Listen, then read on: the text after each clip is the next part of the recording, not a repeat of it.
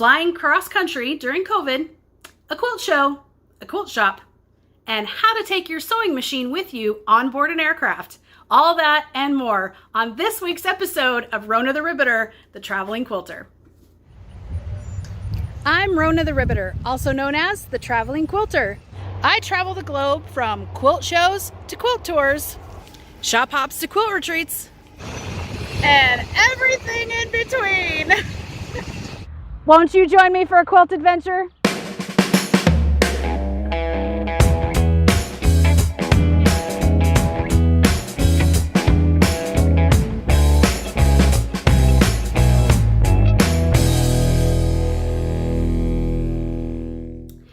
So in June through July of 2021, my mom and I decided to take a cross-country trip. Now, I live out here in North Carolina, and she lives in Reno, Nevada. Well, Sparks. But every year, I make my annual trek out to go visit, and it's usually in June because, one, of the Quilt Show Reno, two, the Reno Rodeo, which is Mom's favorite event. I personally love the mutton busting. The kids are freaking adorable. And then three, my mother's birthday. And all three of those things usually fall right around the same time in June. So it makes sense, right? Well, this year, my parents had actually purchased a motorhome, but they don't use it very often. So Mom and I decided to take the RV, and she was gonna drive me home. I mean, at the first thought of that, most people might cringe. I don't know. I guess it depends on how your relationship is with your mom. But you know what? It really was a lot of fun. There were several opportunities that we got to just sit and chat, and that doesn't happen very often, especially because we live on opposite sides of the United States from each other. And it really was something that I will treasure for the rest of my life. We got to meet all kinds of amazing people, stopping at different quilt shops along the way. We stopped at some quilt museums. Of course, we went to Hamilton, Missouri, and we went to Paducah. But no, it was a lot of fun, and I'm really glad that we got to do it. And hopefully, maybe one day we'll get to do it again. I don't know. This country is so huge and so beautiful, and just the opportunity to get out there and see it as much as you can. There's always something new right around the corner, and there's always amazing people, and quilt shops. Hello. So without further ado, this is the beginning of season 1 of the Traveling Quilter Show, and it starts with me heading out to Reno, Nevada for the Quilt Show Reno. What you doing? B-roll. B-roll, what's that? Background footage, like in between shots, filler.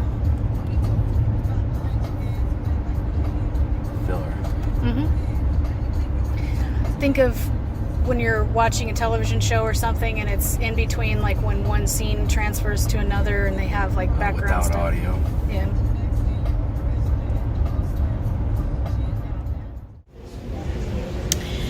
Word of caution.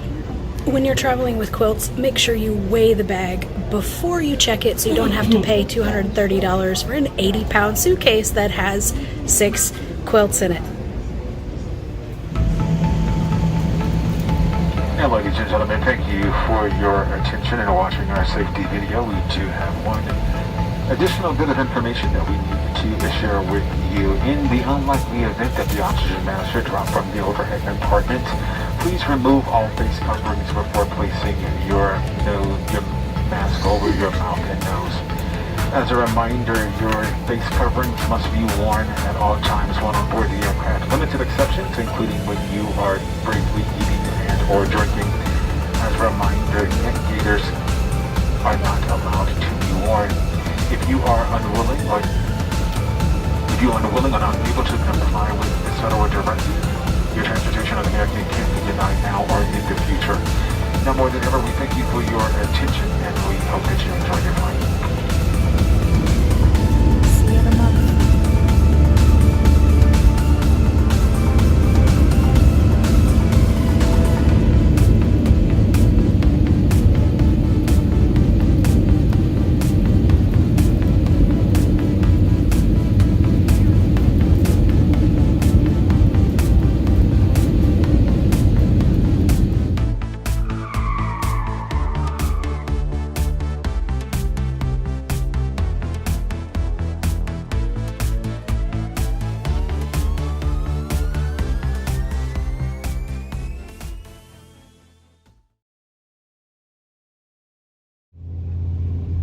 Usually when I work a quilt show, I'm usually driving. But for the Reno quilt show, because it was all the way across the United States, I had to kind of get creative in order to get all of my supplies out there where I needed them.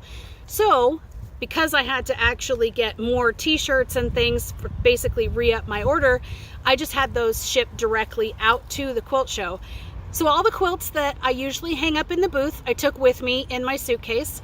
I also checked as much as I possibly could for all of my booth supplies that I would need at the show. The only things that I wasn't able to was some of the booth displays, like the grid walls that you see that we usually hang things from, and then there was a couple other minor things that I had to actually have shipped out there. But it's a good thing that we were driving back to North Carolina, because oh my gosh, was that a sticker shock. Actually, the cost of shipping the t-shirts and everything, the books and stuff that didn't sell, because I did sell quite a bit, but all of the stuff that didn't sell at the show, I had to get back to North Carolina, and it was much more expensive than I thought it was going to be. In fact, much more expensive than I budgeted. So I ended up only shipping 2 of the 5 boxes, and the rest went into the motorhome and came back with us cross country. So once I had all my supplies with me, at least as much as I could possibly get, we were ready to set up for the show.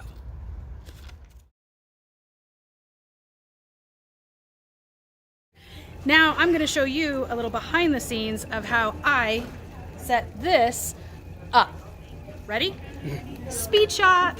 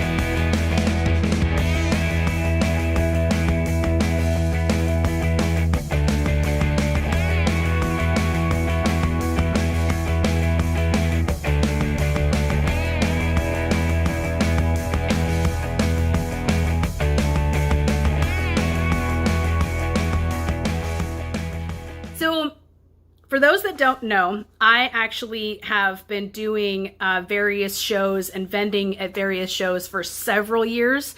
When I first went into business for myself, I was actually making finished products to sell, but I learned fairly quickly that I really don't like making the same thing over and over and over again.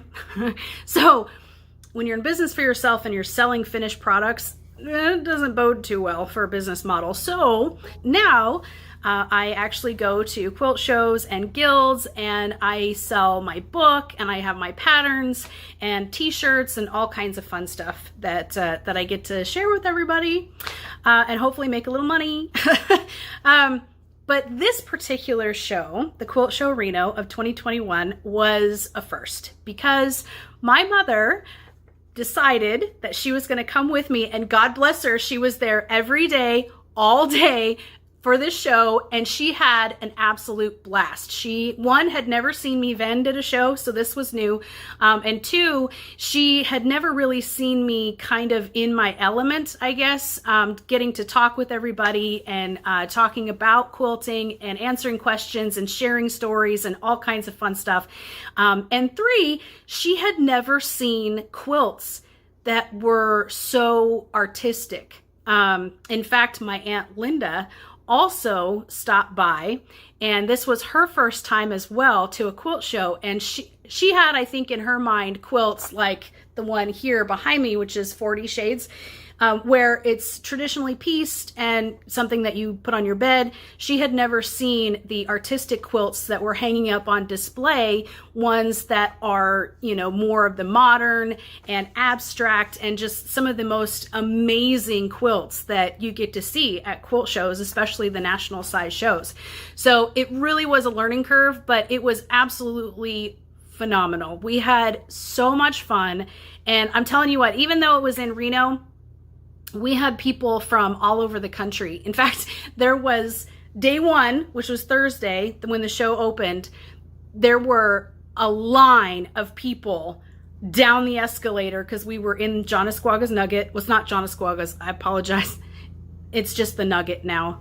You can tell anyway. So we were in the Nugget in one of the conference rooms, the big grand conference room or ballroom, whatever it is. Anyway, it was on the second floor. And so before the door opened for like an hour, there were people waiting to get in the door. People were so excited, and it really was just an amazing show. But I was so busy that I really didn't get a chance to take a lot of photos.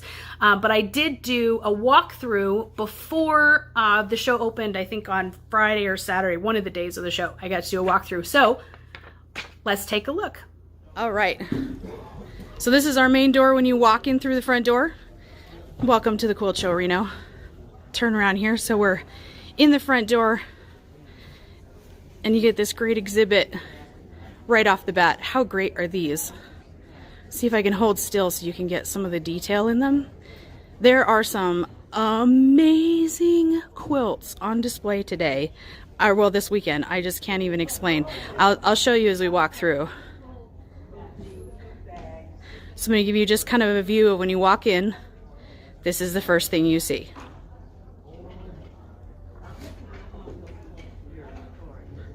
More quilts that way, of course.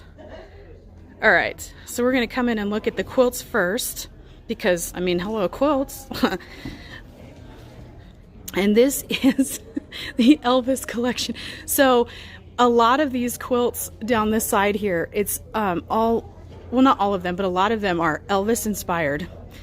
And I haven't had a chance to, inspired by Elvis. So as I was, little known fact, I was actually born on Elvis's birthday, January 8th. So this, I've always been a huge Elvis fan and kind of had a connection. So I'm loving this exhibit a lot. Let me show you the ones on this side. Sorry, I don't want to give you epilepsy. There's, look at that. Elvis and Priscilla. Oh, look at that. Just loving it. Gosh, that one could be Elvis or Michael Jackson, right? Pretty sure that's a Jailhouse Rock, though. Another great song, album.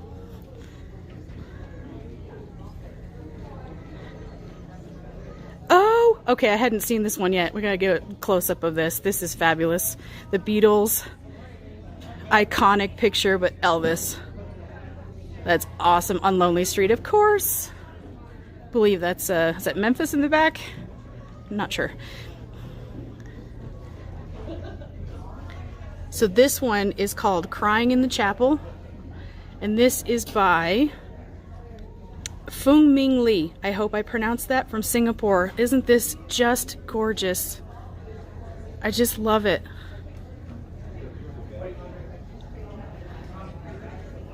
All right, so we'll keep, of course, another Elvis and Priscilla. Keep walking down. Hi. Sorry. No problem. Okay, so that is the walkthrough here. Now we're gonna do a quick walk down the aisles, and then I got to get back to my booth because the show's going to open in a little bit. So we're just going to kind of walk through quickly here so you can see some of the booths aren't quite open yet. Kind of a behind the scenes almost. You can see how people kind of wrap up their booths for overnight, that sort of thing. A lot of people have started putting the mesh along the front, so they're closed obviously, but you can still see the stuff that's inside. And then we're getting everything set up, everything, all the fine details together down here. Ooh, I hadn't seen this booth yet. You know what I did yesterday? One of my customers came by and she had one of these little guys here. How cute are those? This is Tropic Options booth. Obviously not, like I said, things haven't quite opened yet, so people are still trying to get things ready and detailed. So I'm gonna head back around. Sorry if this is going quickly. We have pretty much everything. Of course, we have the long arm machines, and now we're headed back towards the front, and you can see quilters are starting to line up for the show opening. Hi, how are you doing this morning? Good. All right, we're gonna walk back around towards the side where I'm at, and I probably won't even have time to go all the way around the back because there is so much this year. This year, usually it's been in the Grand Sierra Resort. This year it's at the Nugget. And then next year, they've announced the dates for next year is going to be in the actual Reno Convention Center, and hopefully there for several years. There's another fun stuff. Then this is another way that people cover their booths overnight with they'll do a tarp or a cloth or something over top. This here is Terry Sue's Toffee. She's kind of kitty corner from me, and I've been watching this whole weekend, just drooling over all the good sweets that she's had there. Here we have the Sierra Sewing, all of the machines. Now I gotta tell you, when we get over, there's my booth over there. When we get over on the other side, I'll tell you a little bit about the sewing machines I've been staring at this weekend. Okay, so we're gonna keep coming down all these lots of fun kits this year that I've been noticing. There's the featherweights, and of course the Martelli. And then we have, this is the demo area where they have the live demos during the day. Let's see who's going to be on here today. So today, of course, is Saturday, the last day of the Reno Quilt Show. And today we have Kathy Ruddy. Wow, she's doing a couple of them. Awesome. Oh, Martelli's going to be out there this afternoon. Lots of great fun projects. And of course, the classes have been going on since Wednesday. So I'm not going to have time to go, but there's back here, there's more. You can see it goes way back. There's more booths out that way. But I have to get back to mine because we're going to be opening so soon. So we'll walk. This is Kathy Ruddy's booth. And walk down this way back towards the other side where my booth is. Lots of great, looks like these are, oh, sashiko patterns. Obvious, awesome. This actually is my next door neighbor booth. These are the guys that have been next to me, and they've been awesome. Just helping me out. It's Dee's Quilting Designs, and she's just been awesome because this is my first show of this size, vending at this size of show. So it's definitely been a learning curve. I've done lots of smaller shows, but you know what? You learn as you go, right? So this is my booth. Oh God, yeah. And there's Mom. Right now. Say hi. Hi. I'm talking to Linda. Okay, hi Linda. That's my aunt, for just in case you're curious who she's talking to. Okay, so this is my booth. Now, sitting here at my booth, this is my view. Now, I want to tell you this, so just as funny, because this machine right here, this Ambition, I actually have the 620 at home. That is my number 2 machine. That is my quilting machine because that's a sole purpose quilting piecing machine. And then just to the left over here, we have the Topaz 50. That is my Picard. That is the machine that I do all of my piecing on at home. Also has the embroidery arm. It is a dual purpose. And so it's funny that these machines of all the machines out here, these are the ones sitting right across from me for this entire show, because they're mine actually, that I have at home that I use. Very cool. This is Julie's Sewing Corner. Lots of fun stuff. Good morning. How you doing? So this side we have more quilts, of course, on display. This is the butterfly collection. Lots of fun stuff. I'm sorry if I'm moving too fast. So we have more, oh, these are gorgeous. Aloha quilt designs. I don't know that I can zoom out. Those are fun. Boy, could I use a margarita right now. Okay, and a little early in the day, right? More of the quilts. Oh, these are the minis. I love mini quilts. These are kind of fun. Check these out. I haven't seen these yet. Look at the detail in that. Oh my goodness. And then we have the eagle. Wow. I'm gonna get close up on those feathers. Look at that. Flip it back around. Okay, that's kind of the quick-ish walkthrough of the Reno Quilt Show. Today is the last day. They have just some amazing vendors. Everybody has just been nice and wonderful, and we're having a great time. And hopefully, if I didn't get to see you this weekend, hopefully I'll get to see you at the next one. Talk to you later, guys. Founded in 1904, Sparks, Nevada, adjacent to Reno, Nevada, is the state of Nevada's 4th largest city. It's also known as the Rail City, and the reason is because it was founded from Southern Pacific Railroad. Named after then Nevada Governor John T. Sparks, it's known as the Rail City because the first establishment was the railroad depot. In 1903 to 1904, the Southern Pacific Railroad Company ran the lines through the Truckee Meadows. However, they discovered this area is subject to spring flooding. So, using 334 personnel working 2 shifts a day to haul dirt and rock, they raised the elevation by 18 inches and built, at that time, what was the largest roundhouse in the world. It was also the largest building west of the Mississippi. Today, the railroad is still a huge part of the city of Sparks. In fact, the Sparks High School, they're known as the Railroaders, and their mascot is a steam train. Sadly, the roundhouse is gone. It's been replaced by the freeway, but these buildings still remain. These were some of the original buildings from the original train depot that was here down in Sparks. Now it's Union Pacific that runs all the lines through this town. But like I said, we're still one of the main connections out to the west. In fact, this rail city is so huge and so much traffic comes through here that they had to extend the rail tracks and build bigger tunnels through the mountains just to make sure all these trains could get through. Even though the old roundhouse is gone and the depot is in downtown Reno, the heart and soul of the Rail City will forever live in these tracks.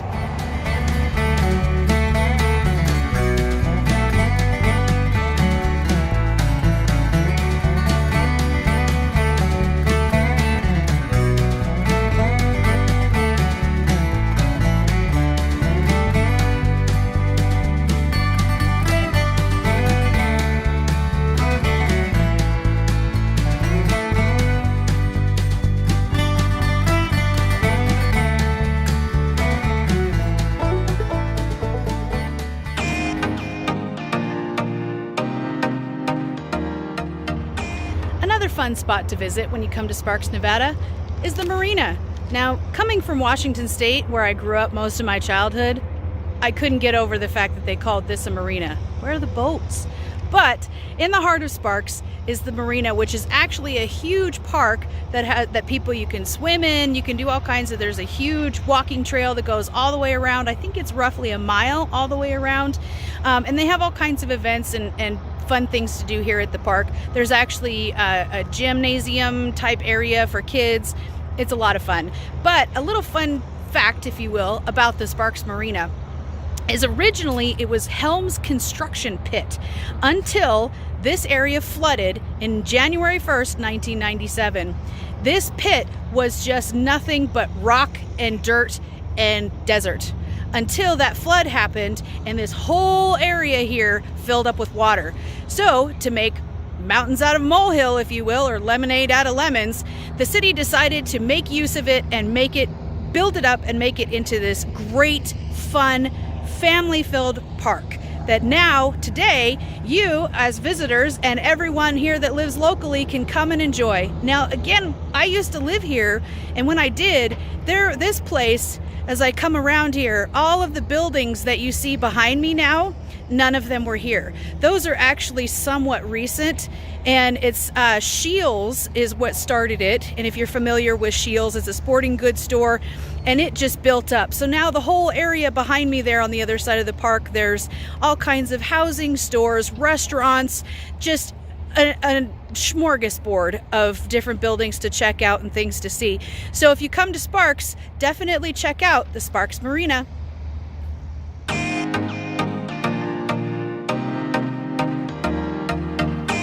This week's tip of the week is actually something that I've gotten asked quite often. And the truth is, yes, you can actually take a sewing machine on board an aircraft. Now, there's a couple things that you want to keep in mind when taking your sewing machine. This particular machine right here is my little brother's sewing machine that I've had, I don't even know how many years now. It's a workhorse, and it has gone with me all over. In fact, the trip that I took with Mom cross country, this little baby came with me. And so I wanted to just really quickly show you how to pack your sewing machine and what size sewing machine that you need in order to take with you through TSA. So the first thing is the type of machine. This machine, like I said, is my little brother. You want to make sure that your machine has some sort of case on it. This one came with a carrying case. So some of them have suitcases. It all depends. But the total size of your case, because it has to go on board, you're going to have size limits. Your machine is going to go up above you in the overhead compartment. So the maximum size, make sure I get this right, the maximum size is 22 inches by 14 inches by 9. That's your standard TSA approved. It does vary an inch or two airline to airline, but that's the standard number that you're going to work with. So the standard size, because you know your carry-on needs to fit inside those little bucket things that they have at the terminal. Anyway, so this little guy, now how I pack this suitcase. At TSA, yes, you can go through with the needle in the machine. However, ultimately, it's always the final judgment is the TSA agent that happens to be there at the security gate. So what I do is I take out the foot and your cables, and I take off, if I can get it off here, I take off the foot and I take off the sewing needle, and I pack these into my checked bag. I put everything together in one large Ziploc so that it's all together and I don't have to go searching for everything when we land. Also, anything that goes on your machine as far as your extra feet, all of the little cleaning brush, all of that kind of stuff that goes into the little compartment, check that as well. Basically, you don't want any loose parts from your machine with you on board. If possible, check it. Put it all into a Ziploc bag or a little zipper bag, the one that you made, doesn't matter, just as long as it goes into your check bags. That way, there's just that much less opportunity for a TSA agent to go, oh my gosh, what is this, right? So this, again, this is my little bare bones brother machine. I take everything off of it and then I put it in its case,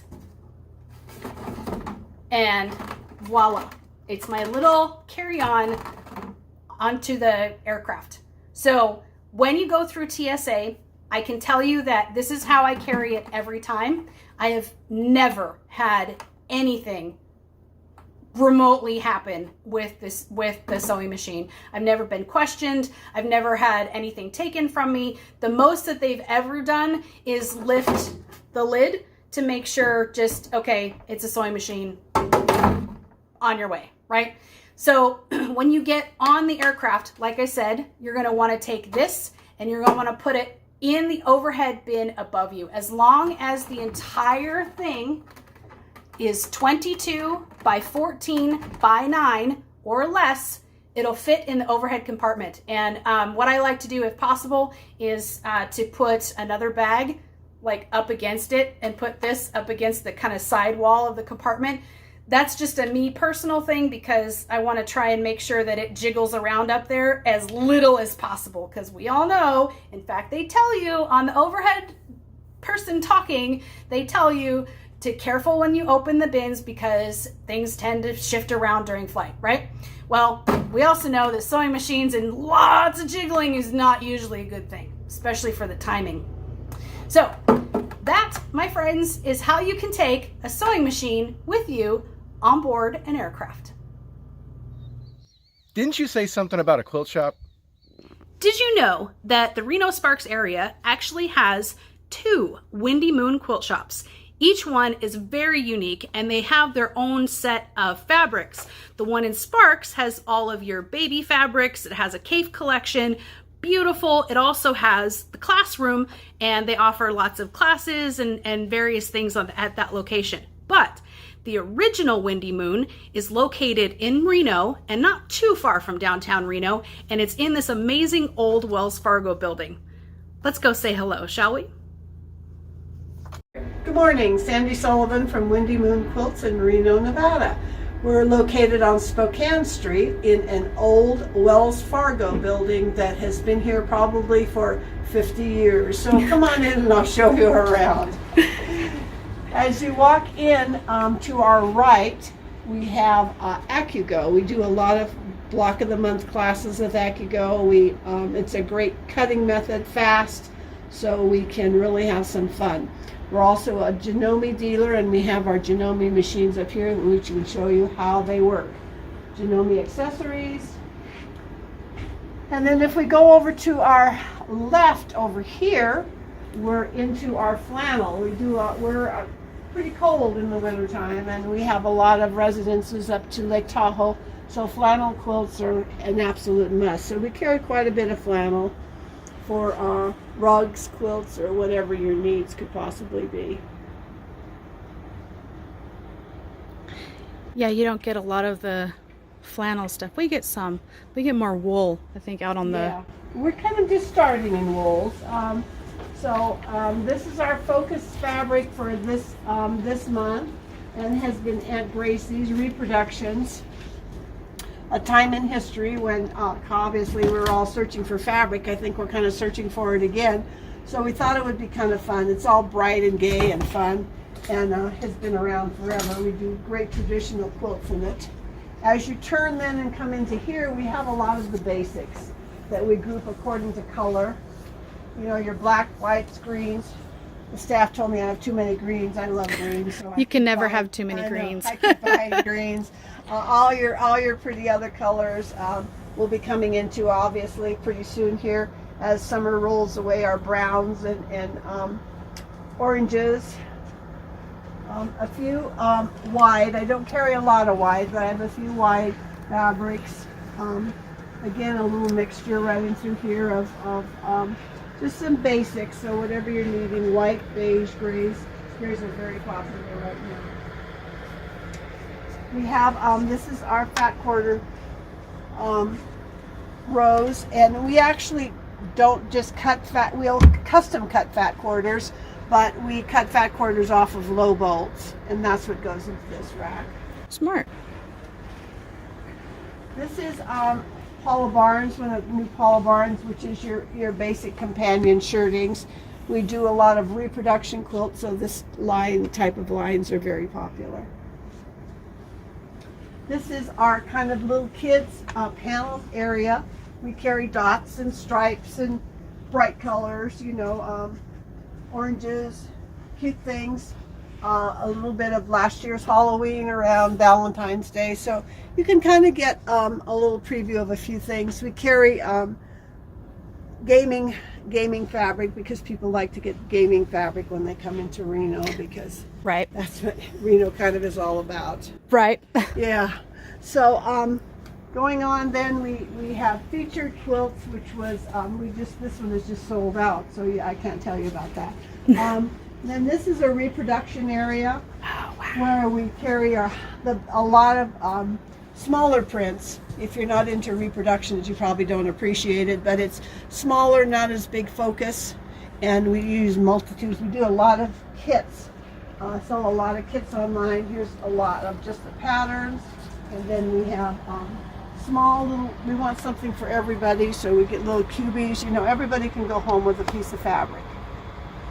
We need that. It's a security blanket. We do jelly rolls, layer cakes, all of the traditional sorts of things that, you know, that one needs. I'm actually has to have.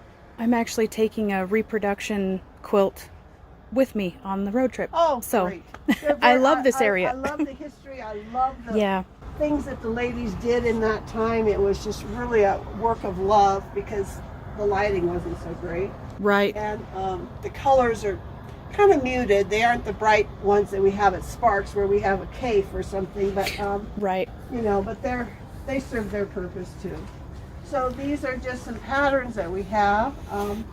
Different areas, table runners. Table runners are always popular. This is a Kim Deal area because we have Kim Deal clubs. A little bit of wool, excuse me, for Kim Deal. These are reduced yardages here, our $6.99 yardage that we do. And then we continue on here, back up here to Kim Deal. And up to the front of the counter. We do have a automatic cutting machine that we cut most of our fabric with, a June Taylor cutting machine. We do a lot of paper sewing. We have a little paper sewing area over here that we teach paper sewing, and of course our notions wall and our sewing section, whichever kind of sewing machine you might think you need, we have that. So very neat. We teach mostly, we do a lot of Zoom online classes in the Sparks store now. We're starting to go back to in-person classroom classes. People are really wanting to get back to that. So that's kind of what we do day in and day out. We're awesome. Open Tuesday through Saturday, 10 to 4, and that seems to work the best for us. Awesome. Well, thank you very much. You're very welcome. Come and visit us. Thank you.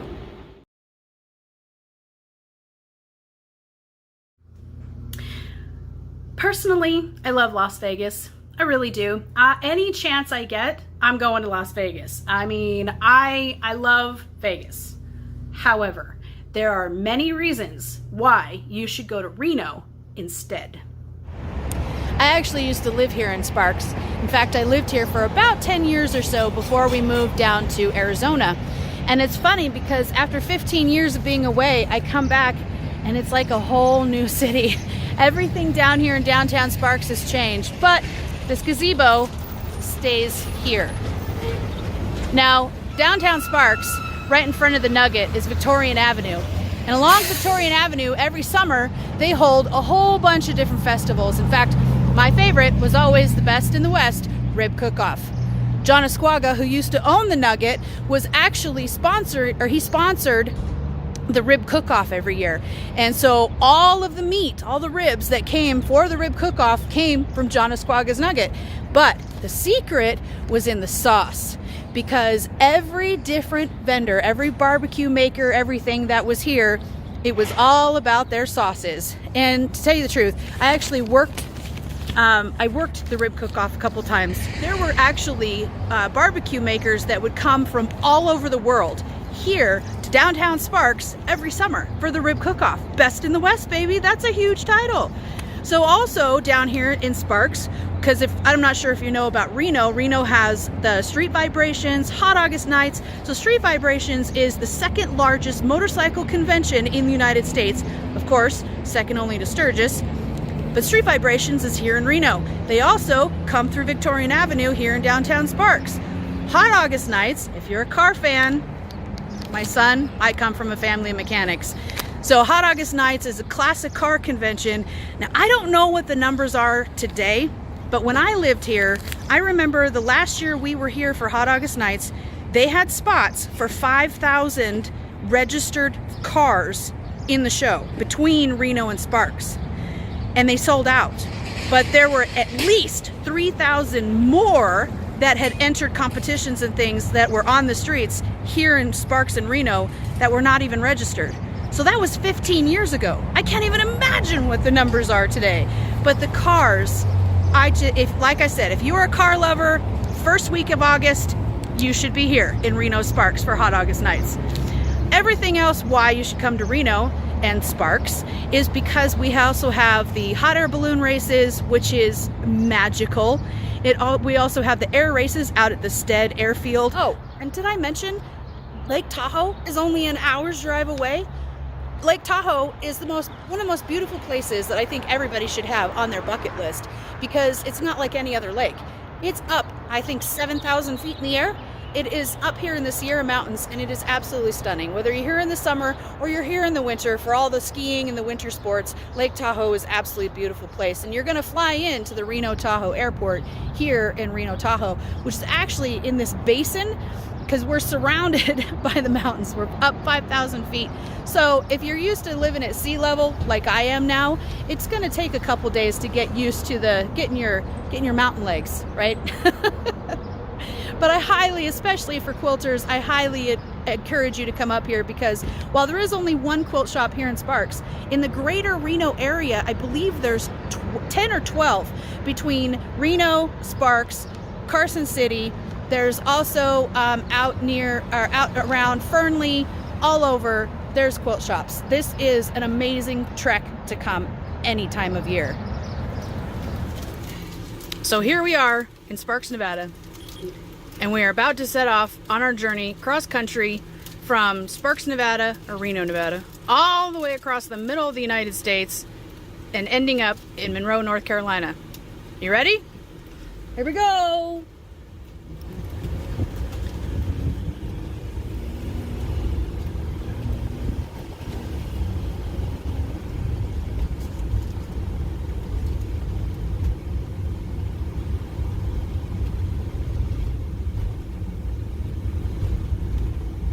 See, this is when I overlay music.